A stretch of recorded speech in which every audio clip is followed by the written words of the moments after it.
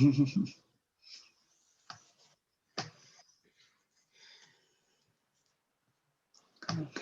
good. All right, let's go ahead. We're going to go ahead and get started, and I'll kick it over to you in a moment, Eric. Okay. So welcome, everybody, to this Claremont Graduate University Mormon Studies presentation. Tonight's presentation is called This is the Plate, a conversation about food and religion in Utah, with the editors of a volume called This is the Plate, Utah Food Traditions, that has just been published by the University of Utah Press. I am Matthew Bowman. I am the Howard W. Hunter Chair of Mormon Studies at Claremont Graduate University.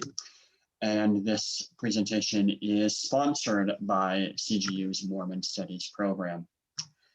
A few ground rules before we get started. This is in webinar format. That means you will not be able to speak. I've also disabled the chat function. If you'd like to ask our panelists questions, and I hope you will, please use the Q&A function that is at the bottom of your screen. You can type your questions into that. Now I will introduce our panelists at the opening here, and they will each speak in the order that I talk about them. After we are done, I will return and moderate the Q&A.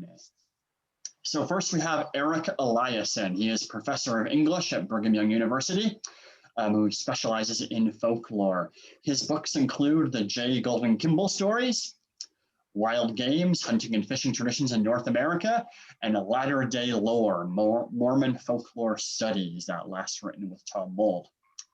Following Eric, we have Lynn S. McNeill. She is assistant professor of folklore in the English department at Utah State University, and is the author of a very good short textbook on folklore, Folklore Rules. She's also the co-editor of Slender Man is Coming, Creepypasta and Contemporary Legends on the Internet, and the reviews editor for the journal Contemporary Legend. She has appeared on national TV and radio programs, and we are glad then to have her on this little tiny Zoom broadcast. Finally, we will hear from Carol Edison, who is retired as director of the Folk Arts program of the Utah Arts Council. She has established the Chase Home Museum of Utah Folk Art, which is the nation's only museum dedicated to a state collection of contemporary folk art. She's also the recipient of the American Folklore Society's Benjamin Botkin Prize for Lifetime Achievement in Public Folklore. So we will first hear from Eric, then Lynn, then Carol. So I will turn it over to you now, Eric. Hello, everybody out there in the internet. I thought I'd give a little background on the project and show a few slides and introduce it a little bit, and then Lynn and Carol will talk about some more of the topics. So I'm going to share my screen here of a slideshow I put together to introduce the topic of Utah foods in its larger national context. There's a very close relationship between food and identity, and be that ethnic or regional or religious. Food is the need to eat it, is a human universal. And a thing about human universals that I think is kind of interesting is that the more universal something is, the more varieties of ways that it shows up in different cultures. And we certainly see that with food. And so I'm going to introduce the topic of some iconic Utah foods that I'm sure a lot of you are already thinking about, and put this in the context of iconic foods in the country. In this first slide, you can see some iconic foods from various places. As a matter of fact, my cursor might actually be useful here, that it's not going away. Here's Boston baked beans that are well known to tourists, maybe less of a real deal thing locally there in Boston's, but tourists expect it, so you get them. Over here, of course, is San Francisco Bay Area sourdough bread. You go there and the locals will tell you that you can't have real sourdough bread elsewhere because only the wind from the bay and the kinds of microbes that come in from that will make this this particular kind of bread. Down here, you see Chicago deep dish sauce on top style pizza versus New York pizza. And get Chicago's and New Yorkers fighting, ask them about pizza. and hot dogs. And other places in the United States, like here in New Mexico and Louisiana, you have whole integrated cuisines. And what's interesting about this is while you have cities with distinctive iconic food items, states with distinctive cuisines, and down here in the bottom, some states like Texas has more than one distinctive cuisine. Utah has a number of iconic specific food items. Also, Utah has some sub-regional foods within Utah. Um, Melons down in Green River, raspberries up by Bear River. Of course, down in Sanpete County is the Sanpete turkey that we make. And I'm going to go over these fairly quickly and give you the thumbnail version of it. But later on there'll be time for a Q&A, and I'd be happy to answer any questions that people might have. But if you ask someone today what the most iconic Utah food is, it might be fry sauce, which is locally owned burger places make this stuff. People make it at home as a kind of a home brew as well.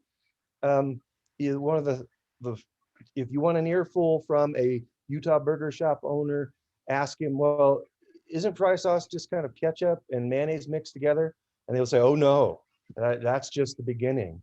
And they'll say, well, what else is in it? Well, I can't tell you. It's secret. There's no copyright protection for food recipes, which is one of the reasons why secrecy emerges as such a big deal among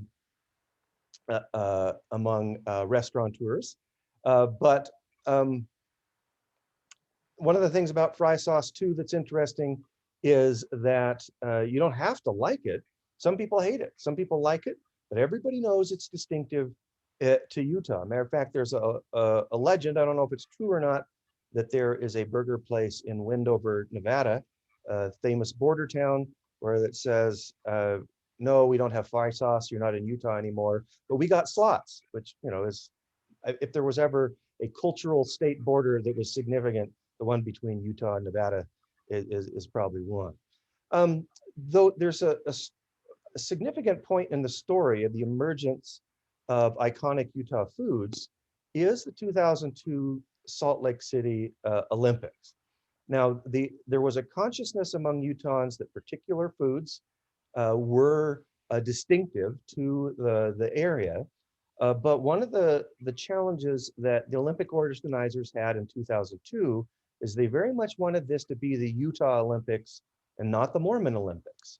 Though that's hard to disentangle. How do you talk about Utah without talking about the influence of the church? But a tradition, a kind of folklore among for many years at Olympics is the phenomenon of pin collecting. And another tradition in the Olympics is to highlight the local culture wherever it's held. And so you can almost imagine, you don't have to imagine, almost sure this happened, is that the Olympic organizers had a meeting and said, well, what's distinctive about Utah culture?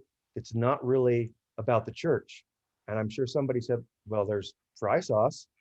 And sure enough, fry sauce as an Olympic pin, the food-related ones became the most common and most favorite ones. And so this was already there, but the self-reflection of the Olympics of who are we, what are we about, what is something that is a non-denominational ecumenical set of touchstones we can have as Utahns, food came up. Of course, if some of you might not have thought of fry sauce at first, you might have thought of Jello.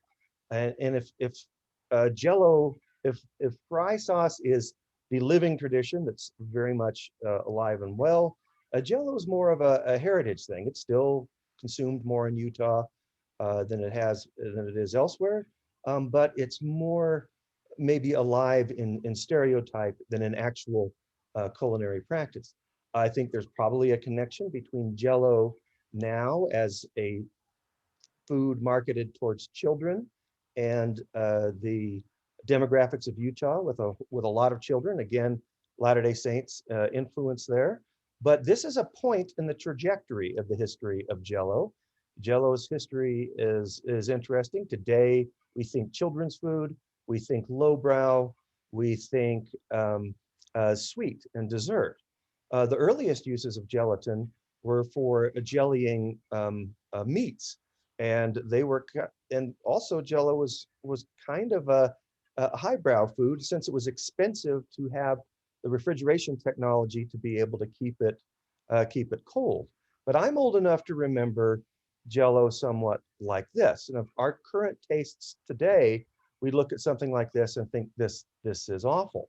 But Jello 100 years ago, mostly for meat, vegetables were added, meat started to disappear, fruit was added, vegetables started to disappear.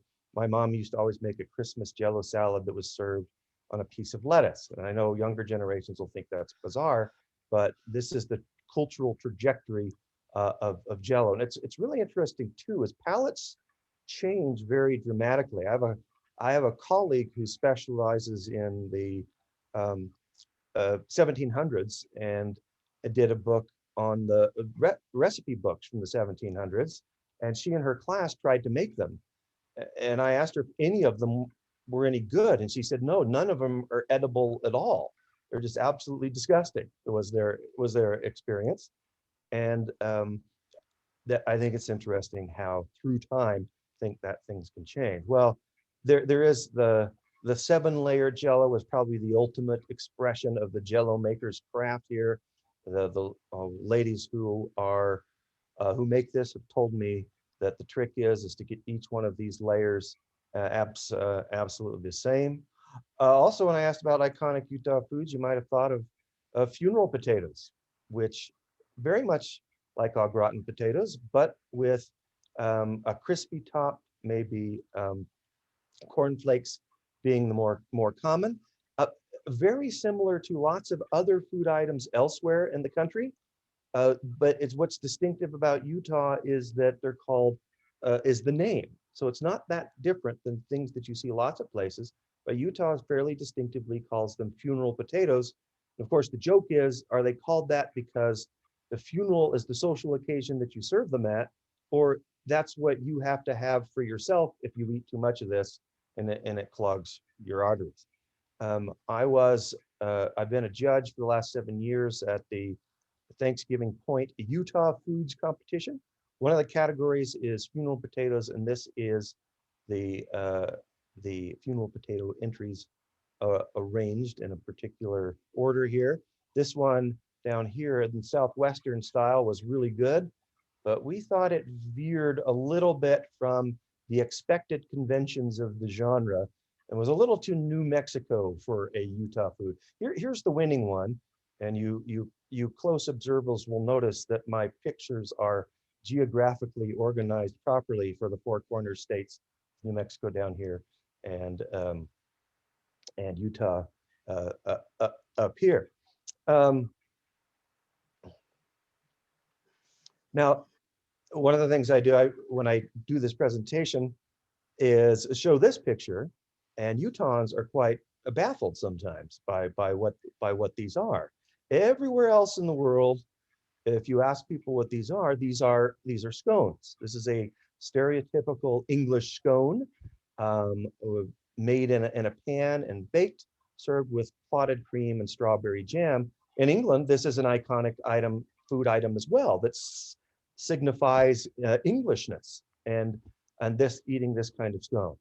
To a lot of Utahns, this might be a surprise because in Utah, this is a scone. And to people who aren't Utahns, this is a head scratcher because, well, isn't that fry bread? Isn't that a sopapilla? And there might be some reasons why all these things are so similar, but in the interest of time, I'll let that wait for a question, should anybody have one, of why it is that there are Utah scones that look that way. Here's another one of my favorite ones. I think in a state where until recently the state tree was the Colorado spruce, the state bird is still the California gull, maybe one of our iconic food items. And this one very much marked as Latter-day Saint. is the Hawaiian haystack.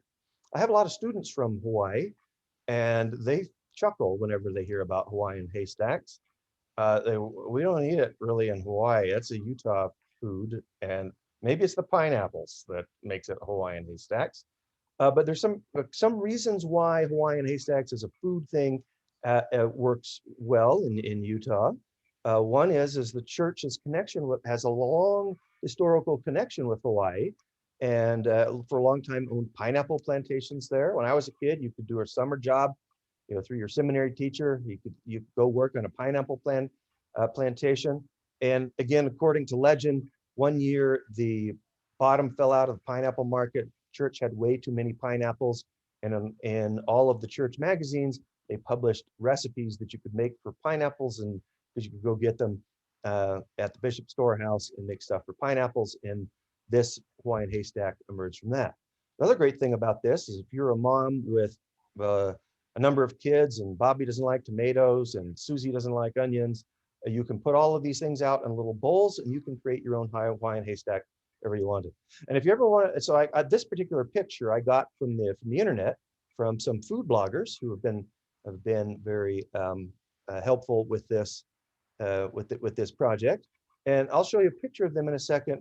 And you tell me if you think they're native Hawaiians or if they're Wasatch Front Utahns. The picture explains itself, I think. Here's another one, and here's a little segue into Lynn's. This is a grasshopper milkshake. Grasshopper is a mixed drink it involves cream de menthe and, oh my gosh, Lynn, help me out here. What else is in a grasshopper?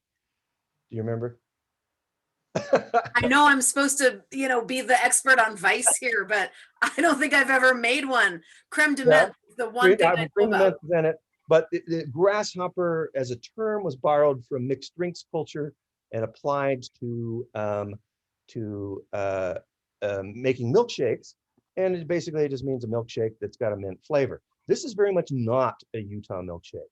Now, most Utahns know about Jello, most Utahns know about fry sauce, but something that not everything that is actually a distinctive food are people conscious of. So consciousness of, awareness of, stories about is related to, but sometimes somewhat separate from what people actually do. So this one is not as well known as some of the other ones that we've talked about, but it had an Olympic pin. But notice the difference, let me show you a picture of a Utah grasshopper shake. If you missed the difference, here we go, I'm going to show that again. Notice how the shake's mountainous grandeur parallels the mountains around us and in a fun way. Well, why all of this? I'm going to wrap it up here and pass it off to Lynn here in a second. Our working theory as we have worked on this, it really is that food has emerged in Utah in a diverse ethnically and religiously as a state, and that in some ways the Latter-day Saint religion serves as a kind of civic religion in Utah, with Pioneer Day as a state holiday, but it doesn't always serve that way all of the time. And Utah needs cultural touchstones that are common to all Utahns, and the food has emerged as that as a thing to do. And if you ever want the ultimate Utah food entree, here I took this picture at Barry's Spanish Fork Drive-In, and with a pastrami burger, a order of scones, over-the-top jumbo berry shake, and not just one, but 2 different varieties of fry sauce. Well, that's all I've got to share with you. I am eager to hear Lynn talk about booze. And you're muted, Lynn. Thank you. I'm eager to talk about booze as well. Yeah, so this is always interesting to me, this the discussion of food as a form of folklore, because of course what unites Carol and Eric and I and many of the contributors to the book is that we're all folklorists. And when I think of food as a form of folklore, I sometimes think of it as being similar to the way that legends work. So, you know, legends, stories of hauntings, ghosts, Bigfoot, anything like that. It's not always about believing. It can just as often be about disbelieving or being a skeptic or being agnostic. And the point of the genre isn't that everyone believes these stories. The point of the genre is that everyone wants to talk about it and have an opinion on it and debate about it. And you've seen Bigfoot and your friend is like, no way, what are you talking about? And it's that debate that I think really shows up in our discussion of Utah food culture, because it's not about everyone in Utah liking the same food or everyone in Utah even eating the same food. It's about people in Utah having the same foods as cultural touchstones. So if you're a Utahn, you don't have to like fry sauce, but you have an opinion on it. Even if your opinion is, I don't care about fry sauce or I hate fry sauce. I have often many students who are sort of ready to push back on this, like, hey, just because I live here doesn't mean you know what I eat. And it's sort of like, yeah, that's true, I don't. But there's this constant sense of reaction, this awareness of the food culture, and this sense that wherever I place myself in Utah's incredibly diverse set of, you know, cultural folk groups, I'm going to have an opinion on some of these food things. And I also feel like it's worthwhile pointing out, Eric, that it's like smack in the middle of dinner time right now. So showing a bunch of pictures of amazing food, depending on if people have eaten or not, this could either be a really bad thing or a really good thing. So hopefully, if you're not eating right now, which Zoom allows us to do, you will be soon. And hopefully it will involve fry sauce in some way. So We can't see you, so eat away. Yes, exactly. We can't see you. So by gosh, just eat. One of the things that amazes me the most about and I promise I'll get to booze soon, but this is sort of the lead into it. One of the things that amazes me about food culture in Utah is this assumption of despondency. There's this idea that it's gonna be real sad. And the introduction to the book, the main photo that kicks it off is a picture of a shot glass in a souvenir shop at one of our national parks that just says the title of that introductory chapter, Eat, Drink, and Be Merry, for tomorrow you may be in Utah. And it's this sense of like, when you get to Utah, you're going to be sad. You won't get to eat well, you won't drink well. And the assumption, of course, is that you won't be merry.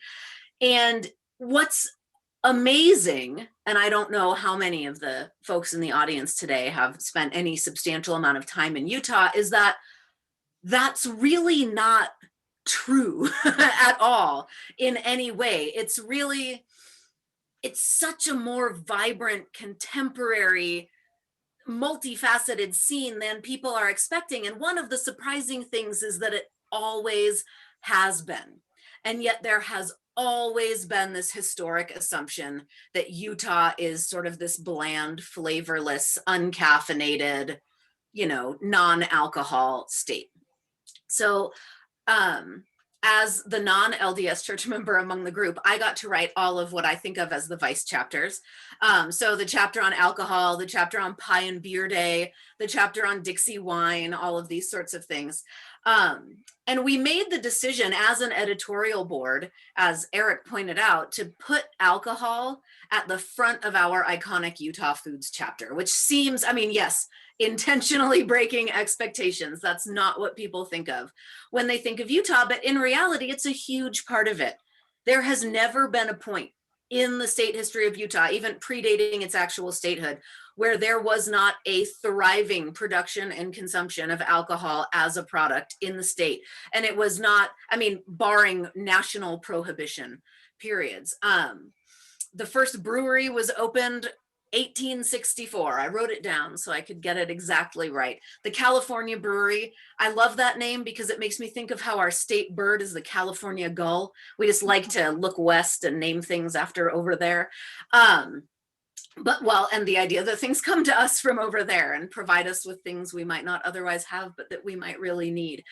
And knowing that there were entire missions, the production of Dixie wine in the 1800s was requested by the LDS Church. It was something that people were asked to do and asked to create. And there's occasional sort of folk debate on, was that wine alcoholic or were they making grape juice? But as the volume shows us, there's a wonderful collection of folk songs about Dixie wine that speak about things like hangovers and throwing up behind your neighbor Tom's house and feeling really nasty the next day at church. So we're pretty sure that these were actual alcoholic wines that were being created at this time. Mark Twain wrote about the local hard liquor when he came through Salt Lake City in the 1870s, I think.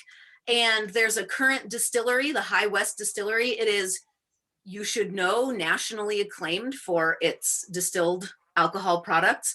And they have brought back what Mark Twain called Valley Tan, also known as Mormon whiskey, or tarantula juice, or jaguar juice, or any of these sorts of things that speak to its extremities, that was used largely medicinally among both Mormon and non-Mormon populations in Salt Lake City while Mark Twain was passing through. And so we have this incredible continuous history of the presence of alcohol, paralleled by this incredible assumption that you're not going to be able to get a drink in the state, which is interesting. And what we find when you actually look at the liquor laws of the state of Utah is that they're not so much restrictive, because there are many other states in this country with far more restrictive alcohol laws than Utah. There's states with dry counties. There is no dry county in Utah. There's nowhere where it is wholly illegal to purchase alcohol. What Utah liquor laws are is weird. And that's actually what makes it such a ripe product for that formation of identity. So that even if you are a drinker, you identify as someone who consumes alcohol in the state of Utah, you can take pride in the weirdness of your state, if not anything else. And now most people assume that the reason the laws are so weird is because of the makeup of lawmakers in the state of Utah. The board of the DABC, the Department of Alcoholic Beverage Control, has historically always been populated by non-drinkers.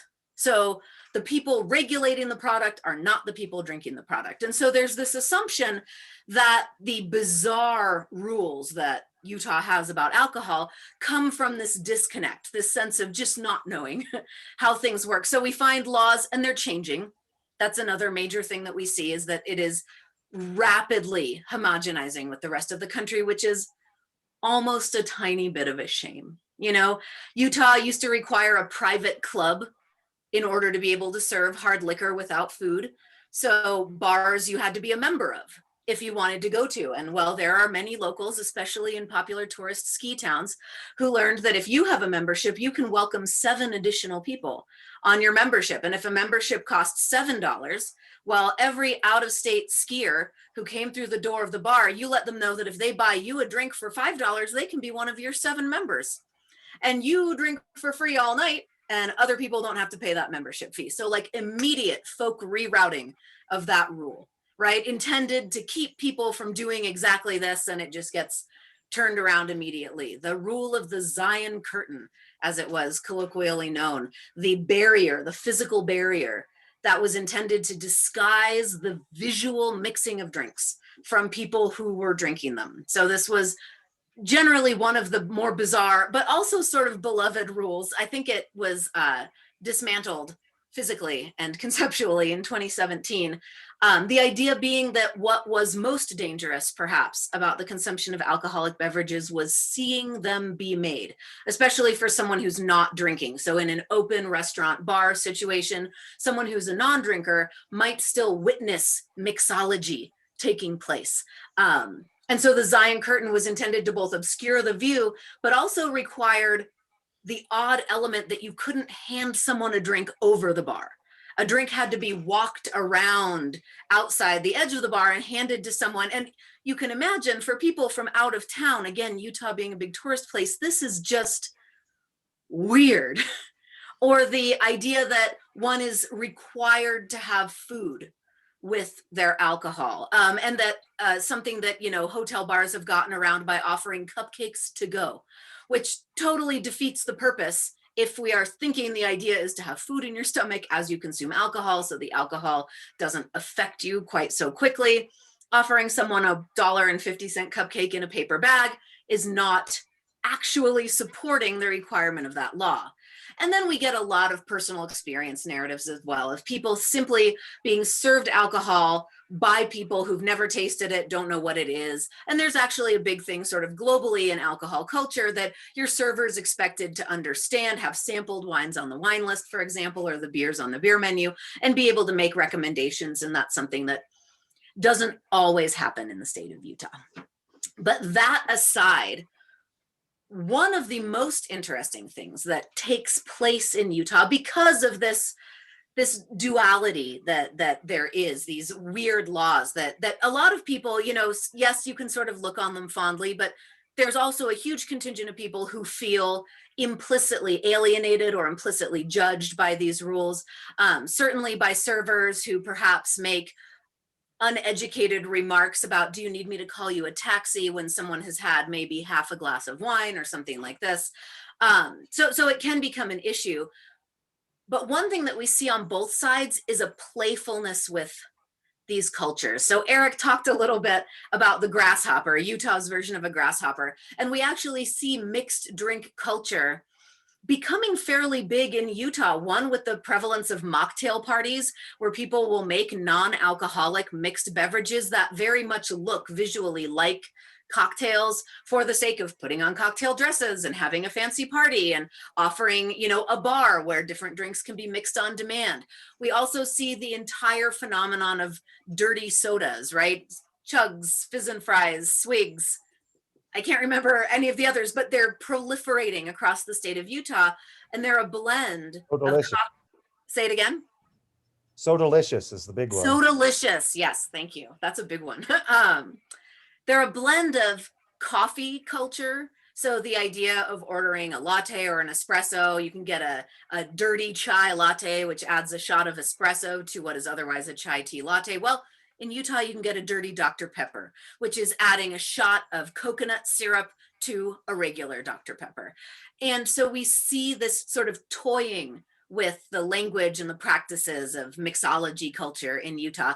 And we see it in reverse too. So Utah does have a booming local microbrew scene, much more beer and distilleries than wine at this point, and that's mainly a environmental climate-based sort of situation. But we see enormous playing, and often in a benevolent sort of way, with the non-drinking culture of Utah. So there's a lot of LDS puns. Polygamy Porter is maybe the most famous beer to come out of Utah. It was advertised at that boom of Utah food culture when the Winter Olympics came. The advertising laws changed for alcohol, and that was incredibly important for people to experience. Suddenly, the drinking population of Utah is seeing themselves reflected on billboards on the I-15 corridor. And this was something that had never happened before. St. Provo Girl, a play on St. Pauli Girl, Five Wives Vodka. You can see the big, prominent, stereotypical elements of the LDS religion get sort of lampooned in the names of these beers. There's a dark stout that Wasatch Brewery produces just called Outer Darkness. So there's an implicit sort of acceptance on both sides of, we're going to acknowledge and play with each other's culture. We're going to live side by side. We're going to acknowledge that this is weird, and we're sort of going to go with it. And the last thing that I'll mention before I hand things over to Carol is the preponderance, the growing popularity now of the contemporary holiday Pie and Beer Day. If you're familiar with Utah state history at all, Pioneer Day is the annual, it's July 24th celebration of the arrival of the Mormon pioneers in the state of Utah. It's a state holiday. It rivals the 4th of July. For people who are not from Utah, they get real confused why all the fireworks are being set off again 20 days after they were just set off. And that's for the Pioneer Day celebration. And for people who are not church members who are living in Utah, certainly it's a day off, it's a day to have a barbecue, it's a day to have a block party, but it has been reclaimed with this Pie and Beer Day, obvious play on words to sound like Pioneer Day, where people will make pie and drink beer. And that might be pizza pies, it might be savory tarts, it might be fruit pies, often paired with local brews from companies. And now restaurants are getting in on this. So a lot of the breweries now have Pioneer Day or Pie and Beer Day celebrations on Pioneer Day. And it's just one of those ways that we see this or reclamation of space through food and through beverage, where people in Utah who can say, hey, I'm not the target population maybe for a lot of the mainstream culture of this state, but I also live here. I also love living here. That's really the main thing. Is this is an opportunity for people to be really grumpy and surly if they want to. And the fact that what people do instead is invent their own holidays and make a lot of punny microbrew names, that's actually a really positive outcome that we can see in this. And when Utah exports these products to a broader range, we start to see some of that recognition. There's a lot of Utah breweries and distilleries that are award-winning nationally and internationally. And that attention on Utah recognizes this playful relationship that, you know, religious and non-religious, drinkers and non-drinkers, but all Utahns share. I'm going to wrap it up because I don't want to go too long, and I'm going to hand the torch off to Carol. Thank you, Lynn. Thank you. Well, obviously, you've listened to the professor from BYU and the self-proclaimed Gentile. That makes me the Jack Mormon. So glad to be here with the Mormon Studies crew. Identity really is the important thing for me in terms of the Foodways book and the contributions we all made toward trying to identify what identity means in terms of Utah culture. I've lived all my life here in Utah, and so I tried really hard to make sure that we were being comprehensive and inclusive, and that we included the many minority cultures as well as the majority Mormon culture. But it became clear very early on that you just didn't end up with two camps, Mormon and non-Mormon. It was just much more complicated. And we tried to reflect that by building the book so that things were very integrated. It's amazing how many traditions are shared across different groups. Think about gardening. That's a stereotypical Mormon activity. You got to have a garden outside of your house, just like the pioneers did, to raise all your fruits and vegetables. And you need to have a few fruit trees so you've got some fruit to can in the fall. But that's really so much a part of the tradition of everybody else. All the other ethnic groups, all the other cultural groups in the state are also gardeners. I mean, the Italians and the Greeks had still have amazing gardens because they have special things they need to grow that they could never find in grocery stores until real modern times. So they were great gardeners too. And even the research done for the book came up with some real interesting photographs of Native American gardening in some parts of Utah with very well laid out, beautifully designed gardens. And of course, the Indians had been moving around from one spot to another all year round in a cycle. And some of the places they came to every year were where they grew squash. So gardening is another one of those things that, is overarching for all the groups. But I wanted to mention a couple of food traditions that I discovered doing field work in Utah. I worked for 30 years trying to find people in the state who were artists, basically. They were folk artists. They were storytellers, they were musicians, they were visual artists, and they were cooks. And through each of those ways of expression, they were expressing and maintaining and passing along their own heritage and their own unique identity. So some of the foodways that we found during those years were things that we definitely needed to include in this story of Utah and Utah's food. Up in the northwestern part of the state, there's a little community called Grouse Creek. It's on the west part of Utah Lake. It's right near the border of both Idaho and Nevada. It's a ranching community. Everybody out there raises cows, and everybody's either a kimber or a tanner, it seems like. It's a very small, close-knit community. Well, we did some field work out there, and we realized pretty quickly that everybody made chili sauce. We kept hearing about chili sauce that you could put on your eggs or put on your meatloaf or eat along with your steak. And a very distinctive recipe for chili sauce made with tomatoes, of course, and spices, but with sugar also. So it tasted different than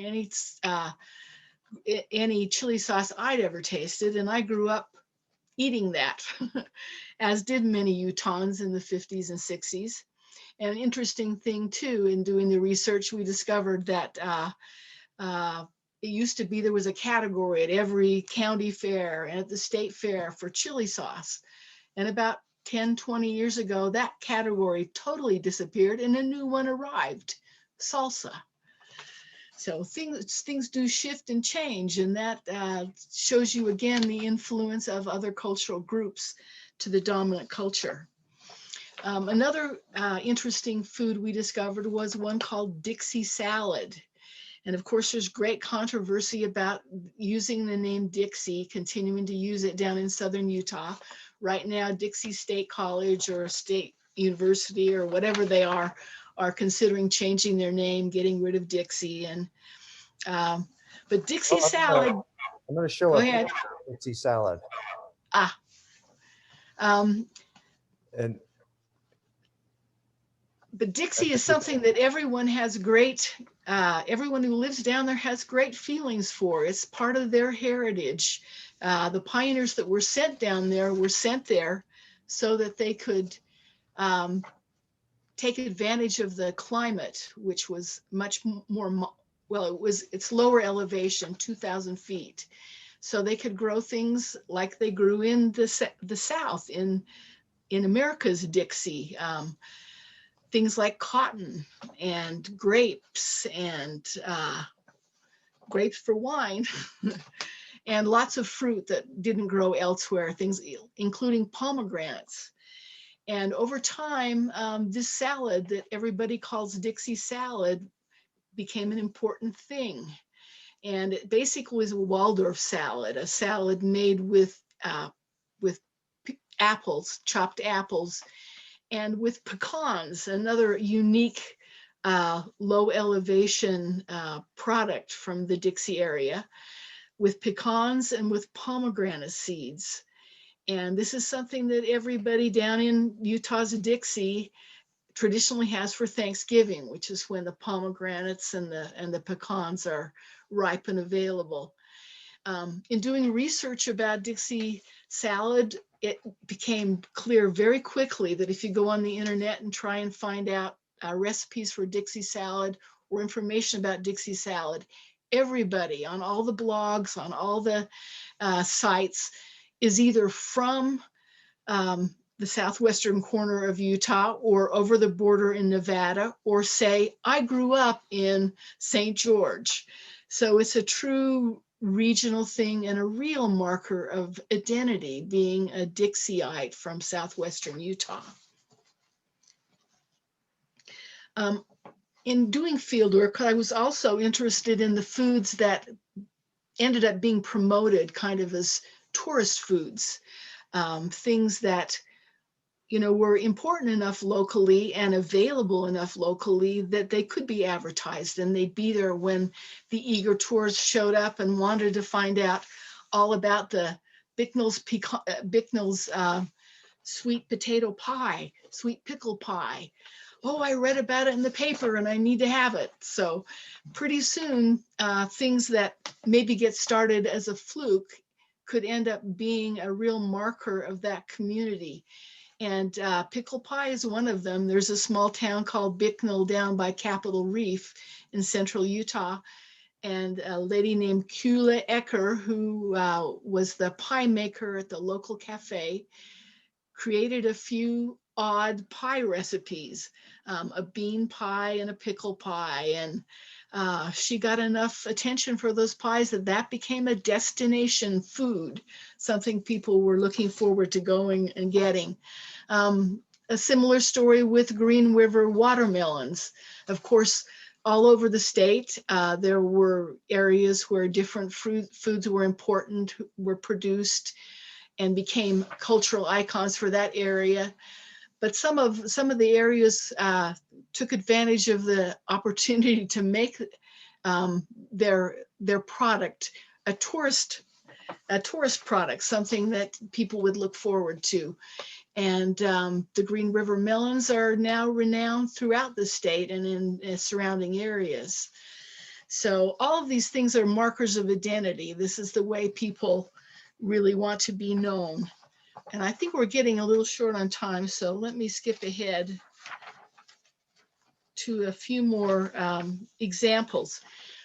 One of the ways people can express or do express this idea of identity and this related to food is through festivals, through hometown celebrations. And in Utah, there are a number of rural celebrations throughout the state that feature local products, livestock, sheep or cattle, local fruit. There maybe are 3 or 4 peach days throughout the state.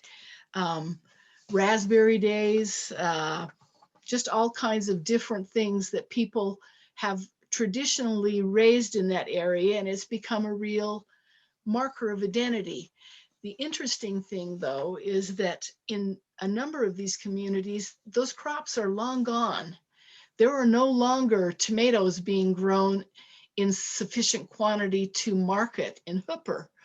Same with onions in Payson, same with wheat and beets in Garland, but these are all little towns that continue to have celebrations celebrating the historic crop that's no longer made, but they're wheat and beaters, or they're sugar beaters, you know. They keep that identity strong. The food was so important and was a way of marking their place in the world for generations past, and it maintains its strength and its identity. There are also a number of ethnic festivals in the state, and of course there's music and dance and performance and all kinds of things to lure people to come to the ethnic festivals, but the main draw, as always, is food. And it's a fantastic way for people to build bridges. We all know that if you can get to know somebody a little bit better, if you can understand them a little bit better, then at some point you not only know a little bit about them, but you start to understand them a little bit more and ultimately respect them.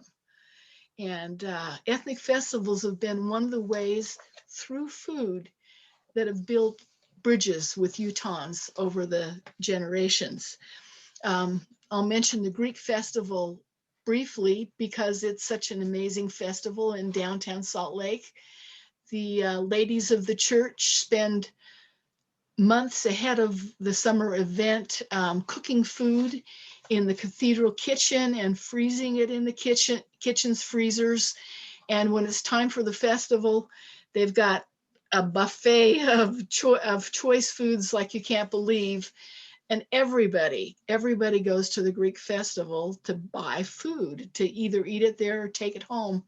They make so much money at the festival that the community has rebuilt churches, funded their schools, and they give away money like crazy every year to all kinds of nonprofits.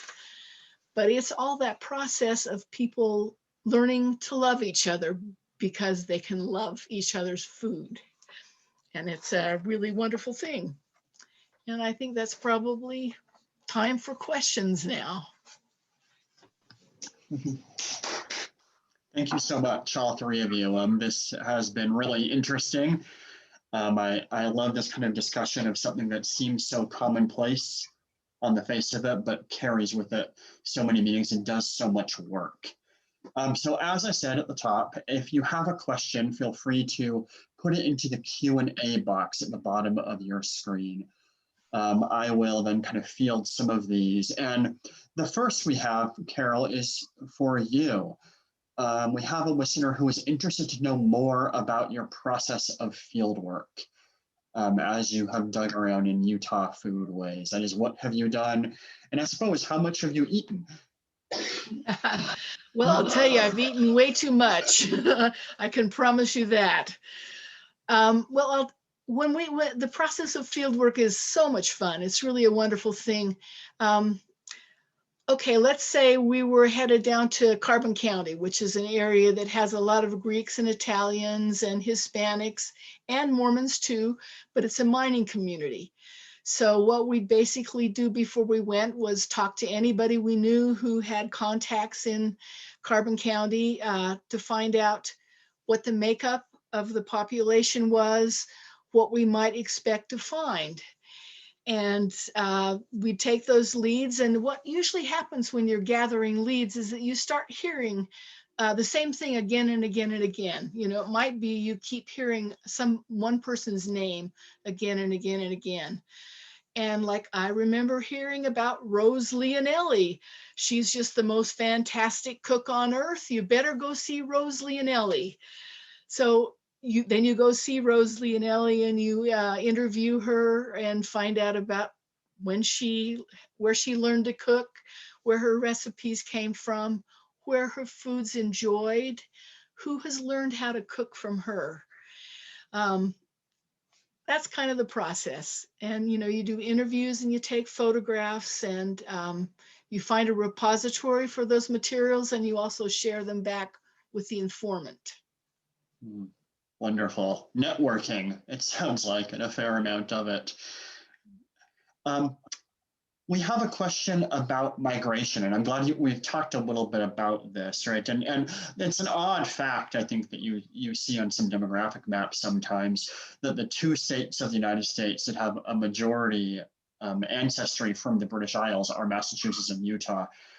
So I wonder, one of our listeners is asking, are any of Utah's foods, do they bear connection to Great Britain, to Scandinavia, to any of these typically Mormon historical places? And that could be, I guess, for any of you, but maybe Eric or Carol? Eric. Oh, Eric, you're muted, by the way.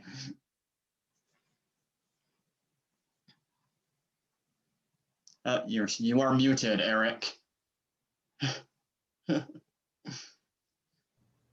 Oh, I just happen to have the map describing there it is. This is county by county, is the most commonly reported ancestry in the United States. And because we gained independence from England, because we speak English, oftentimes people assume that ethnically we're primarily English. You don't get to English as the primary ethnic ancestry of Americans until about the 5th or 6th place, depending on how you count it. And you count the whole of the island of Ireland, or do you count the Scots-Irish is separate from the Irish, and Cubans and Mexicans, you put them together. So there's lots of different ways to count this, but it's quite a ways. And you're right about Massachusetts up until about the Irish potato famine, when all of this area here, and look in Western New York too, the Englishness of Utahns is pretty pronounced from the original founding members of the church in this area, since supplanted as a majority in the 19th century by Irish Catholics in Massachusetts, but still plenty of English people up here in Maine. And then you look out here in Utah, and this was because of, in the mid to late 1800s, there were more Latter-day Saints in England for about 3 decades than there was in Utah, even though the policy of the gathering had them moving to Utah as fast as they could. That's where the missions fields were. And I don't know, we have like 5 Jane Austen specialists in the English department at BYU. I don't think this is a coincidence. I'm sure the Netflix people, why is all this Downton Abbey being watched in Utah? And actually, this is, I think, the reason I had this, and I skipped over it, was part of the scones story. The scones, as they are today in England, is a point in an evolutionary process. And in the past, there was more variety. They didn't use the forming tin so much. And there was a kind of scone called a drop scone, which is just, lard and white flour and sugar dropped in a skillet and fried up, which is a lot like fry bread, a lot like sopapillas. And my colleague David Eddington, who's a linguist who studies a lot of things that people think are distinctively Utah language use, are actually more common throughout the American West than people think. But he says the one thing that Utahs say that really is Utah is scone, to mean something like fry bread. There are some differences. And I talked to a vendor at the state fair who sold scones, but he had two marquees. He'd go all around fairs all throughout the Mountain West. One's for fry bread, that say fry bread every time he was outside of Utah. When he was in Utah, it would say scones. And I think that's an example of the influence of English migration to Utah. But yeah, you go down to San Pete County, you not only get the San Pete turkey, but you'll get people have Ebelskever for because of their Danish ancestry, number 2 major ethnic background. But tell you what, who really punches above their weight in the Utah food scene is the Greeks that Carol mentioned. You've been to Crown Burger, Apollo Burger, Burger Supreme, locally owned Utah restaurants, which purvey fry sauce and pastrami burgers. Utahns are surprised when they go to get a burger somewhere else and they can't also get baklava and gyros. A lot of Utah places, that's all together because of it's all one extended family from Crete, and the brothers all own all of these different restaurants, and that's definitely part of the Utah scene here. And I hope that answers the question you were talking about, ethnic influences in various ways. And even more so, I mean, you just whipped out a map, so that's pretty impressive. Yes, we didn't coordinate this beforehand. I just happened. Yeah. We've got a question about Mormon schism and the ways in which food has been used perhaps to emphasize division within Mormonism. That is perhaps inactivity, right? When people leave the church and how their food ways kind of change, but also Mormon fundamentalism as well. And if there's been any field work carried out among Mormon fundamentalist communities and how closely they might follow LDS food ways. So I'll let any of you who want to take on one of those field that.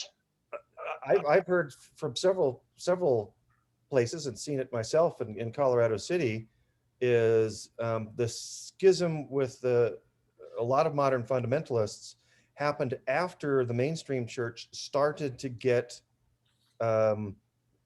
see the word of wisdom as a commandment that was a temple worthiness, gatekeeping device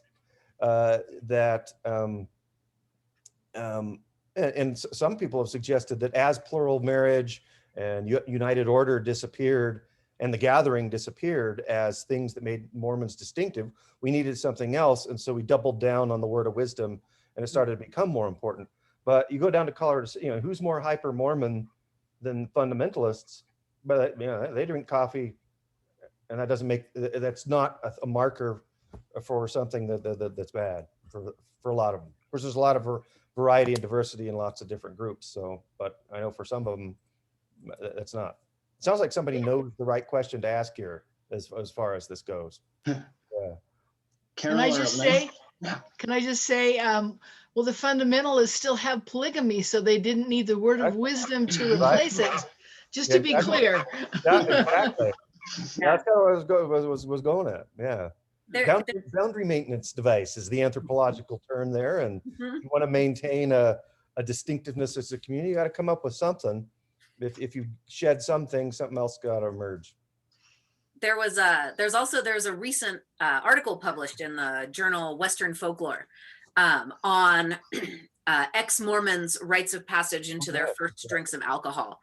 And that's sort of a growing thing. It's something that outside of, alcohol restricting cultures, a lot of people go through as teenagers or on their 21st birthday or something like this. But it's a really great in-depth ethnographic study of people's own descriptions of this process and what they know their family members and friends who are still members would be thinking at that moment, what they were thinking at that moment, what their expectations versus the reality were. And then also the sort of folk customary practices that build up around beginning to break that news to your family and friends, and things like, at what point do you have a bottle of wine visible in your kitchen? And at what point do you stop saying it was for cooking? You know, and all of this sort of negotiation of those, the way that beverages mark membership and identity. How do you negotiate that when your identity is changed and not everyone around you has changed similarly? Mm-hmm. I think Lynn is teasing me because last week I texted her for advice on how to navigate the liquor store. Uh-huh. I made beef burgundy. Yep. And you need some Pinot Noir. Mm-hmm. I think that's a wine. So, Yeah. It's for cooking, right? Lynn, I sent her a picture. Is this? Did I get a good? Is this a good thing? She says yes. She said that'd be great. So yeah, absolutely. And it is. I mean, you don't think about it, but you send. There are times where people buy wine for cooking, and I'm like, yes, you bought that for cooking. And there's other times where people are like, oh, I bought this for cooking, and I'm like, no, you didn't. Like, that is way out of the price range of cooking wine. So no, I don't think so. Oh. But yeah, it's a negotiation, like so many of these other things are. Yeah. We've got a follow-up on that, asking if perhaps the emergence of inactivity or leaving the church as a phenomenon has contributed to the rise of breweries and this sort of brewing culture in Utah.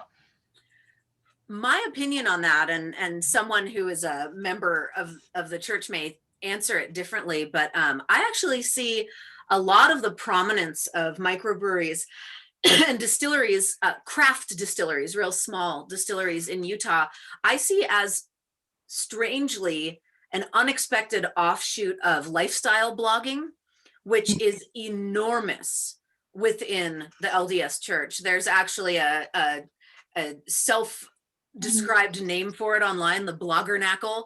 The host of active members, often moms, the Mormon Mommy blog is a genre that people know about. And many of those bloggers have achieved incredible prominence in the lifestyle blogging community. And the lifestyle blogging community overlaps heavily with the foodie movement, the locavore movement, and the craft cocktail movement. And so what are you gonna put in those adorable hipster mason jars wrapped in pieces of twine and burlap? You're gonna put maybe a mixed drink or what, but what it really does, in my opinion, is it normalizes the view of those things. You start getting used to seeing beverages. And this was something that prior to the internet, if people didn't have neighbors who were Gentiles, they may not ever have seen alcohol culture in a moderated, safe and sober way where people have a wine or beer with dinner and they're not drunk in a ditch somewhere and they don't have an alcohol problem. And I think that lifestyle blogging has really enormously changed that, really the visual of it. And I mean, the laws have changed as well, certainly, but there's far less pushback. There's a sense of, I can go to a brewery and not order a beer and eat their, handcrafted, 3-bean pub burger and be there for the food experience. And I don't have to partake in the alcohol. And there's less consternation about necessarily being in its presence.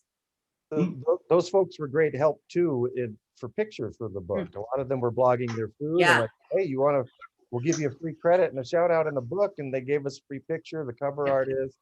We ended up not having to hire any photographers, in part because of that, but mostly because of Carol's wonderful connections with the Utah Historical Society and massive archive of pictures that she collected herself from years and years of field work all over the state. I mean, Carol was the state folklorist of Utah for many years, and her job and gathered up all this great stuff. And we're just tickled pink that best job on the world. Yeah, it's like wow. It's have Carol be part of this. It was fantastic. And actually, I'm going to sort of spin off of that discussion of kind of synergy and working together to go to another question, which is about preparation of food. We've talked a lot about, what particular foods might mean or represent to different people, but what about the task of making food? Does that contribute to some of these same processes that we've been discussing? On a really general level, I think that this is a fascinating question, because when we think about the preparation of food, we're tapping into, something that amounts to like sympathetic magic, right? What anthropologists might understand as the sharing of essence and energy. And lots of cultures have taboo restrictions about who can make food for whom. Why would we have those restrictions if we didn't see food as this unbelievably important, thing that we take into our bodies, and that is a real sort of enactment of trust, and care and nourishment and things like that.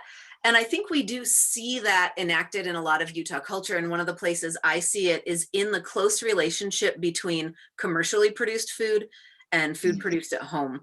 And this is not just true for Utah, this is sort of true everywhere, but the idea of sort of like home style cooking and cooking restaurant meals at home, and that mutually sharing process that people go through. We see a lot of urban legends about commercially produced food that tells us we can't trust it.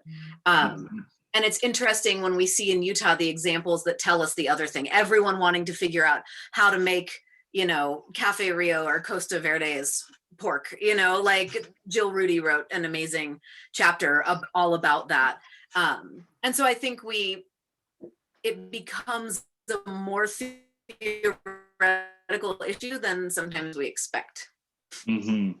Yeah, when you asked that question, one of the things I thought of was, well, in any book project like this, it doesn't take very long before you start slapping yourself on the head and, oh, we should have paid attention to this and included this one thing. And maybe in the second edition, we'll have a chapter on the Hare Krishna temple at Spanish Fork, where it's really interesting dynamic there of Charu Das puts on these wonderful, the Holi and Diwali festivals and stuff, and most of his clientele is BYU and UVU students who come, Mormons who come to this Hindu temple, and for them, food is super important, and it's a part of their outreach, and they have more than one person that's converted to the faith through just showing up for the free food at the Hare Krishna temple.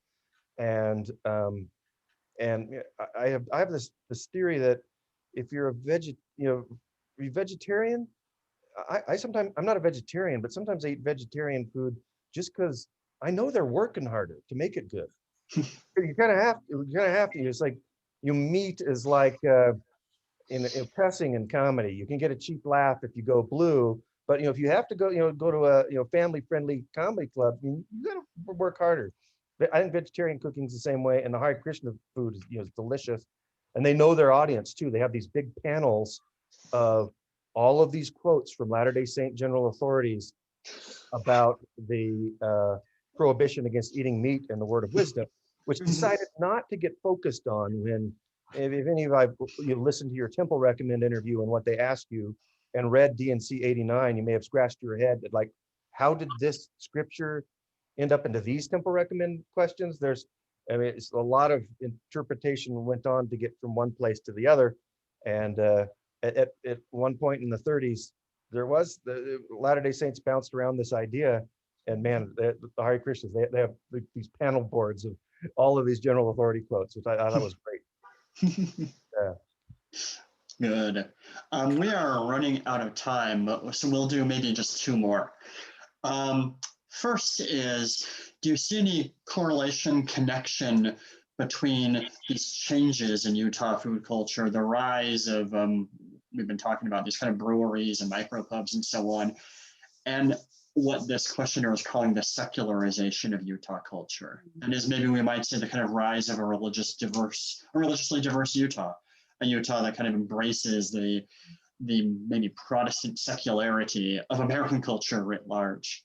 Yep. we think this is exactly why Utah, even though it may not exactly have an integrated cuisine, that list of iconic Utah foods, not Salt Lake City foods, not Provo foods, but Utah foods, not regional Intermountain West foods, like their Southern cuisine, like you can get in a number of states. We think it has a lot to do with this exactly, that of the awkwardness of the Latter-day Saint story serving as the story for the whole state. It's interesting, but it has some challenges if you're not a Latter-day Saint to feel connected to. But scones and fry sauce and funeral potatoes don't have that same baggage. We really do think it's one of the reasons why it's emerging. And there's a definite correlation. I think we can just see that in data. What direction the causation is going, if there is a causation, I think is harder to say. Are we seeing a comfort, less pushback? There certainly was pushback at the time of the Olympics, when suddenly there's a giant billboard of, a parody of like a neoclassical painting with one man with 6 wives that's advertising beer. There was pushback, and it has grown less. And maybe it's because the state didn't immediately erupt in flames and fall into the bowels of, the earth at that moment. But I'm not sure which direction is influencing which, but there's a definite, I've been in Utah long enough now that I feel like a Utahn. I've been here over 20 years on and off, and I've seen an enormous shift in just comfort levels with visible alcohol consumption. That is absolutely a changing thing.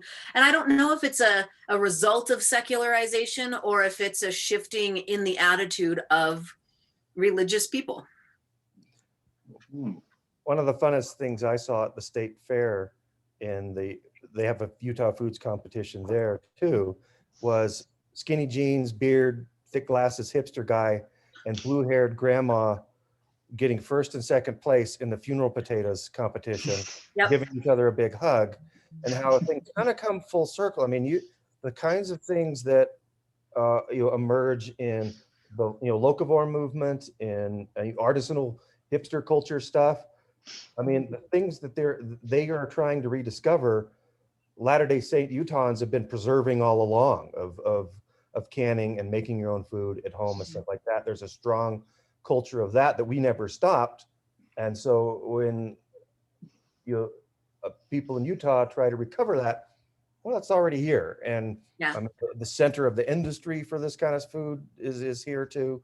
So it's fun to see. The more things change, the more they stay the same sometimes. Yep. Great.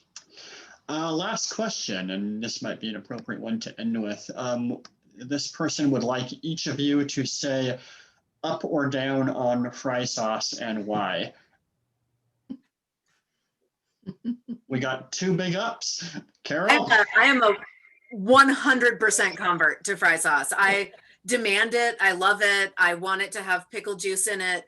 I feel like the nuances. I live in Cache Valley. We have several different fry sauce versions. I can rank them all comparatively in my personal graph of fry sauce. I am a big thumbs up on fry sauce. I'll just say the best fry sauce is from Hires in Salt Lake.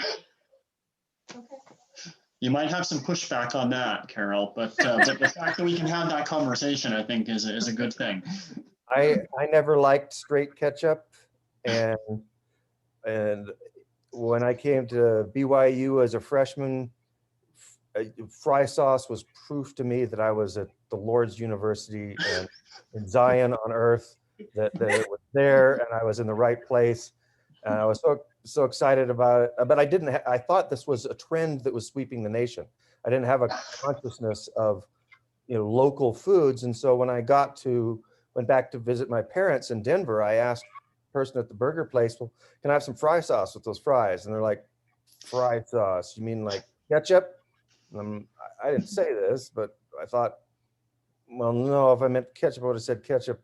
That's why I'm asking for fry sauce. So it was the first, I didn't understand what was happening, but I got this, oh, it's a Utah thing. And that might have been the genesis of this whole book project. that thing, filing that away and some other stuff happened later too, that sort of, okay, there needs, something's going on here. So I love that. Yeah, that is a perfect academic book story right there. theological legend of the origin of the Yeah. book. Yep. Well, thank you all so much for your time. This has been really fantastic, and our audience is applauding you in the Q&A. So we are very grateful. We will have you back when you have a second edition. Great, thank you. Thank you. Lots of questions. Yeah, Thank you so much. Good night. Night.